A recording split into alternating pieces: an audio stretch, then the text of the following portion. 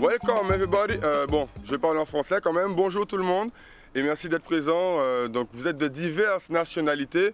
Je vous remercie de votre présence. Dans l'émission d'aujourd'hui, on parle de l'importance de soigner sa présentation, notamment celle de la copie. Quelle est selon vous l'importance de soigner sa présentation? Est-ce que ça peut vraiment aider quelqu'un à réussir ses examens? Pendant mon année que j'ai passée à l'UEG, j'ai remarqué que ici, c'est très important de bien structurer pour un examen à l'écrit, ce qu'on écrit, que ça compte déjà beaucoup pour la note. En Autriche, c'est pas comme ça, mais j'ai remarqué ici, c'est vraiment important de bien structurer, de pas que ça soit propre. Ouais. Et c'est comme ça, enfin, tu as déjà passé des examens donc à Saint-Martin ou en Haïti? Oui, j'ai passé plusieurs examens, notamment le bac et d'autres examens aussi. Le brevet, par exemple, aussi, qui est un examen aussi. Et j'ai remarqué que dès l'apprentissage, dès la préparation des examens, on nous faisait comprendre en fait de préparer un brouillon. C'est-à-dire, à la base, ce brouillon pourra nous aider à aller aller directement structurer notre travail et donner une approche positive à notre travail en fait.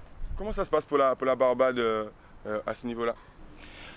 Les examens sont les examens partout, hein. Tout d'abord, il faut que ta copie soit lisible.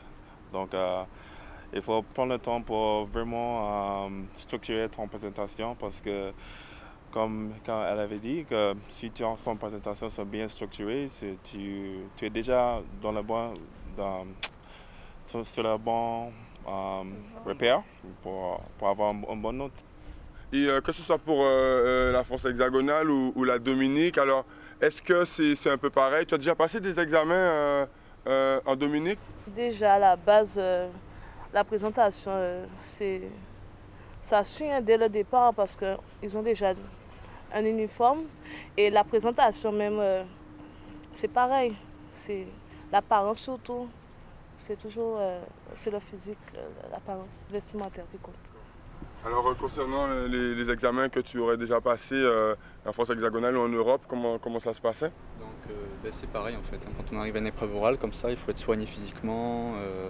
Parce que moi, les profs, je pense, veulent nous préparer peut-être à notre avenir professionnel, que ce soit pour le commercial ou il faut avoir une tenue bien correcte, tout ça, à la vue du client, dans n'importe quel secteur, il faut être correct sur soi. Et donc moi, je pense que lors d'un examen, donc tous les points se valent en fait, que ce soit pour l'écrit ou pour l'oral. Donc je pense être bien habillé, tout ça, c'est ce qui peut peut-être mériter un 12 au lieu d'un 10 ou un 10 au lieu d'un 8. Alors justement, je vous propose de regarder maintenant un reportage sur le sujet, un micro-trottoir qu'on a réalisé sur l'importance de soigner sa présentation pour la réussite à l'examen.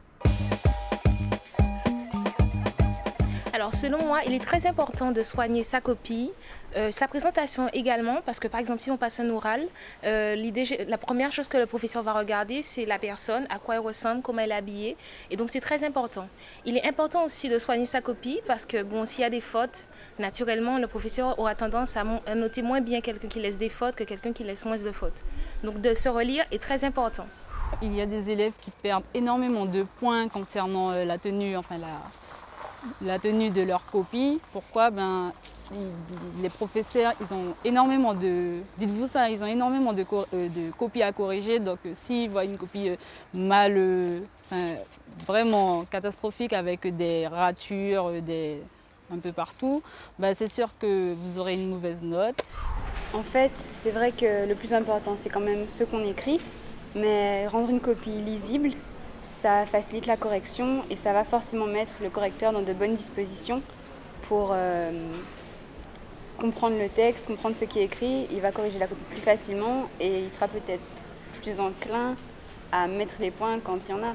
Une copie négligée, ça met le correcteur de mauvaise humeur en fait. Juste après ce reportage, donc, je voulais savoir un petit peu quels conseils vous auriez pu donner du point de vue de votre expérience à vous en tant qu'étudiant venant d'ailleurs. Par rapport à l'apparence, quand on va à un examen oral, tu avais dit que ça fait une différence, comment on est habillé. Moi personnellement, je trouve que le plus important c'est qu'on est naturel et je trouve pas que ça soit bien qu'on soit jugé sur son apparence physique. Qu'on a un 10 parce qu'on est bien habillé et un 8 parce qu'on n'est pas bien habillé. Je trouve que le plus important c'est qu'on soit propre. Mais c'est mon impression personnelle, mais je n'aime pas qu'on soit jugé par rapport à son physique. Tu as eu l'occasion de passer des examens en Haïti ou bien c'était plutôt à Saint-Martin? Plutôt sur Saint-Martin, mais j'ai eu l'opportunité aussi de passer des examens à Saint-Martin qui faisaient référence en Haïti parce que je ne pouvais pas me rendre directement en Haïti. Et ce que j'aimerais dire en fait, c'est que la présentation compte énormément pour l'examinateur parce que si par exemple tu as fait une faute sur quelque chose durant ta présentation orale, la personne pourra garder une image positive de toi dans la mesure où tu es correctement habillé, décemment, respectueux, ta façon de parler.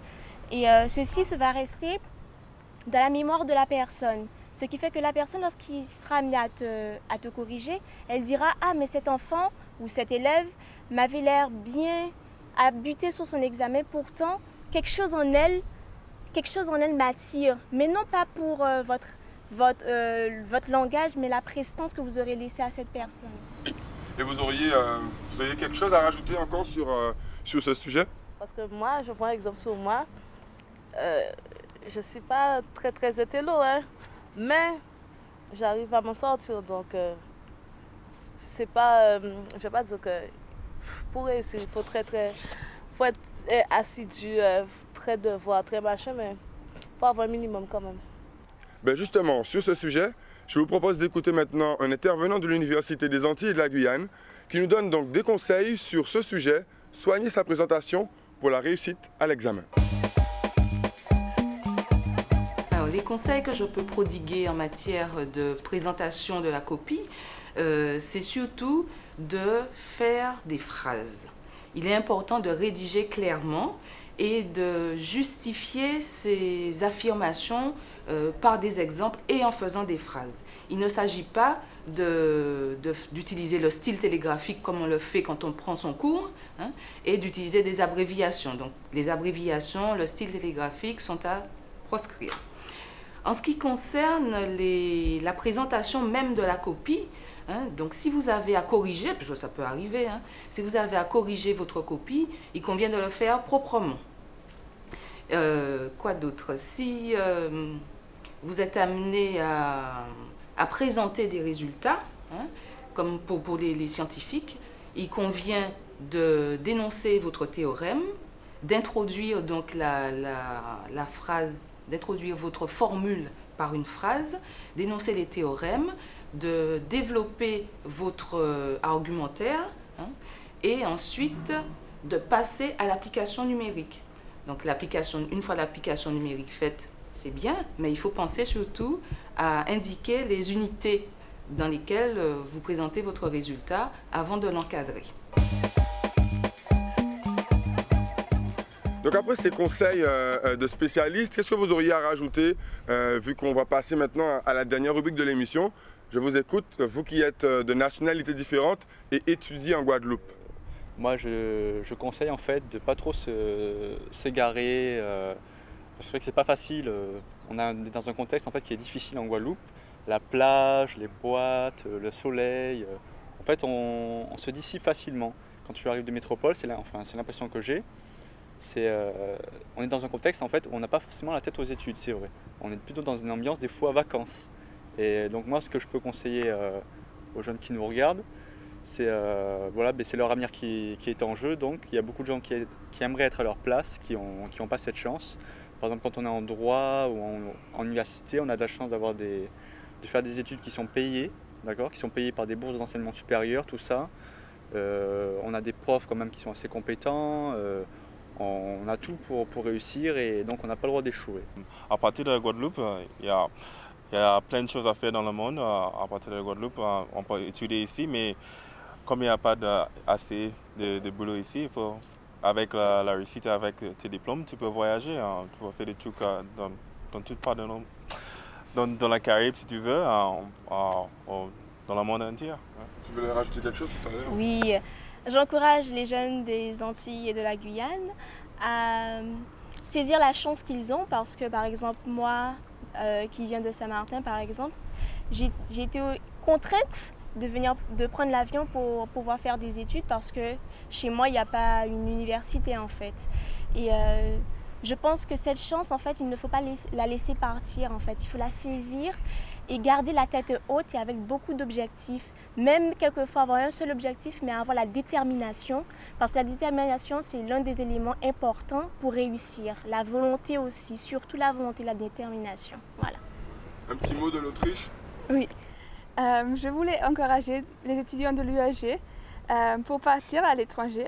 Parce que votre université a des contacts dans le monde entier. Vous pouvez partir au Brésil, aux États-Unis, Mexico, Canada, Europe, Afrique. Donc il y a des bons contacts et j'ai l'impression qu'il y a beaucoup de personnes qui ne savent pas ça. Il faut juste aller au bureau des relations internationales et demander où on peut partir. Il y a des bourses, il y a tout, vraiment le monde est ouvert pour vous. Alors maintenant, est-ce que vous pouvez nous donner un petit mot, chacun dans votre langue, pour un petit peu encourager tous ceux qui préparent l'examen? Donc moi, je vais dire 3 mots: assiduité, volonté, concentration. Voilà. Me, I'll say good luck to everyone, and the most important thing, preparation, preparation, preparation. Mabdino, bon courage pour l'examen ça et puis en pile détermination avec volonté pour nous réussir l'examen ça déchiré. Viel Glück für euren Prüfungen und ich hoffe, ihr werdet sie alle bestehen. Ça veut dire bon courage pour les examens et j'espère que vous allez réussir. Good luck everybody. Yes, we can. Voilà, ce numéro de Culture Campus s'achève. Nous avons eu un plateau exceptionnel. On vous remercie, des étudiants de diverses nationalités. Ça a été un plaisir. Merci pour vos encouragements. Quant à nous, on se retrouve dès demain pour encore plus de conseils et d'encouragements pour la réussite à tes examens.